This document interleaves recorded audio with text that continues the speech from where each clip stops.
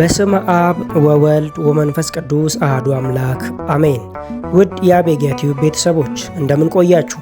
ዛሬ የቤተ ክርስቲያንን የታሪክ መዝገብ ገልጠን ከቀደምት የኦርቶዶክስ አባቶች ውስጥ በቤተ ክርስቲያን ታሪክ የሃይማኖት አምድ ተብለው ከሚጠሩት አባቶች መካከል ስለ ቅዱስ እለእስክንድሮስ የሕይወት ታሪክ እንመለከታለን።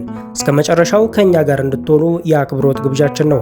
ቅዱስ እለእስክንድሮስ 19ኛው የእስክንድርያ ፓትርያርክ ሲሆን በአራተኛው ክፍለ ዘመን በቤተ ክርስቲያን በከባድ የውስጥ ፈተናና በክህደት ማዕበል በምትናወጥበት ወቅት መሪ ሆኖ የተሾመ የእግዚአብሔር ሰው ነው። ቅዱስ እለእስክንድሮስ የዋህ ታጋሽ ነገር ግን ለሃይማኖቱ የማይደራደር ጽኑ አባትም ነበረ። የክርስቶስን አምላክነት የካደው አርዮስ በተነሳ ጊዜ ቤተ ክርስቲያን ከዚህ መርዝ ለመጠበቅ የተጋደለ ታላቅ እረኛ ነው። ዛሬ የምናየው ቅዱስ አትናቴዎስ ታላቅነት በስተጀርባው እንደ ድንጋይ የጸናውና እንደ ብርሃን የመራው የቅዱስ እለእስክንድሮስን ውጤት ነው። ስለ ቅዱስ እለእስክንድሮስ የልጅነት ዘመን ታሪክ ሲነሳ እርሱ ገና በለጋነቱ ጀምሮ ለቤተ ክርስቲያን አገልግሎት የተመረጠ እንደነበረም እንረዳለን። የተወለደው በግብፅ እስክንድርያ ሲሆን ወላጆቹ በእግዚአብሔር ፍርሃት ኮትኩተው አሳድገውታል። በዘመኑ የነበረው ፓትርያርክ ቅዱስ ቴዎናስ ሕፃኑን እለእስክንድሮስን ቅድስናና ብልሃትን ተሞልቶ በቤተ ክርስቲያን ጥላ ስር እንዲያድር አድርጎታል። እለእስክንድሮስ በቤተ መቅደስ ውስጥ እንደ ሳሙኤል እያደገ መለኮታዊ መጻሕፍትን በመመርመርና በጾም በጸሎት በመትጋት ይታወቅም ነበረ።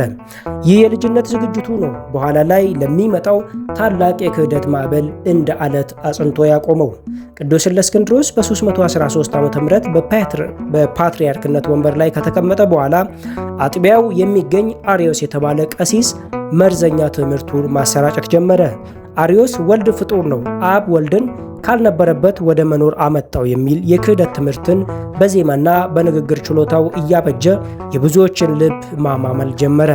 ቅዱስ እለእስክንድሮስ መጀመሪያ ላይ አርዮስን እንደ አባት በምክርና በጸሎት ለመመለስ ብዙ ጥሯል። ሆኖም አርዮስ በትዕግስቱ በመጽናቱ በ321 ዓመተ ምህረት አካባቢ 100 የሚሆኑ ኤጲስቆጶሳትን ሰብስቦ የአርዮስን ትምህርት አውግዞ ለይቷል። እለእስክንድሮስ ክህደቱ በግብፅ ብቻ እንዳይወሰን የዓለም አብያተ ክርስቲያናት ከ70 በላይ ደብዳቤዎችን ጽፏል። በተለይም ለቁስጥንጥንያው ፓትርያርክ የላከው ደብዳቤ ወልድ ከአብ ጋር በመለኮቱ አንድ ነው የሚለውን አስተምሮ በጽኑ መሰረት ላይ የጣለም ነበረ። የቤተ ክርስቲያን አንድነት መናጋት ያሳሰበው ንጉሥ ቆስጠንጢኖስ በ325 ዓ.ም በኒቂያ የዓለም አብያተ ክርስቲያናት ጉባኤ እንዲደረግ አዟል። ቅዱስ እለእስክንድሮስ በዚህ ታላቅ ጉባኤ ላይ የኦርቶዶክስ ተዋሕዶ ሃይማኖት ግንባር ቀደም ተሟጋችም ነበረ። በዚህ ወቅት ነው የእለእስክንድሮስ ትልቁ ስኬት የሚታየው። እርሱ በዕድሜው የገፋ ቢሆንም ከልጅነቱ ጀምሮ በባህር ዳርቻ ሲጫወት አይቶ ለቤተ ክርስቲያን ያጨውንና ያሳደገው ወጣት ዲያቆን አትናቴዎስን ለክርክሩ አዘጋጅቶት ነበረ። አንተ የነገው ቤተ ክርስቲያን ብርሃን ነህ በማለትም አትናቴዎስን ያበረታው ነበረ። በአንድ አምላክ እናምናለን የሚለው ጽኑ የሃይማኖት መገለጫ እንዲረቀቅ ዋናውን ድርሻ የተወጣው ቅዱስ እለእስክንድሮስ እንደሆነም ይነገራል። ክርስቲያኖች ሁሉ በዓለ ትንሣኤን በአንድ ቀን እንዲያከብሩ የእስክንድሪያው ቤተ ክርስቲያን ስሌቱን እንድታዘጋጅ ኃላፊነትን ተረክባ ነበረ። የእለእስክንድሮስ መሪነት የአትናቴዎስ ሊቅነት ተደምሮ የአርዮስን ክህደት ድል ተመቷል። ቅዱስ እለእስክንድሮስ በሃይማኖት ብቻ ሳይሆን በአስተዳደርም ስኬታማ እንደነበረ ይነገራል። በእስክንድሪያ ውስጥ የአገልግሎት ክፍፍል እንዳይኖር 7ቱን ዲያቆናት በስርዓት አዋቅሯል። ከኒቂያ ጉባኤ መልስ ጥቂት ወራት እንደቆየ በ326 ዓመተ ምህረት ወደ ጌታው ተጠርቷል። በመሞቱ በፊትም ለተከታዮቹ ያስተላለፈው ትልቁ አደራ አትናቴዎስን ተከተሉት የሚልም ነበረ።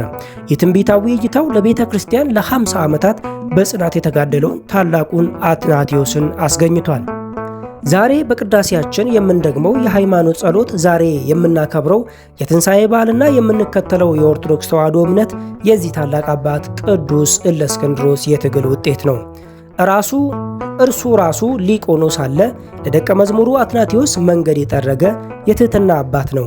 ቅዱስ እለእስክንድሮስ ማለት ለቀጣዩ ትውልድ ንጹሑን የሃይማኖትና ብቁ ተተኪን ያስረከበ የታሪክ ድልድይ ነው።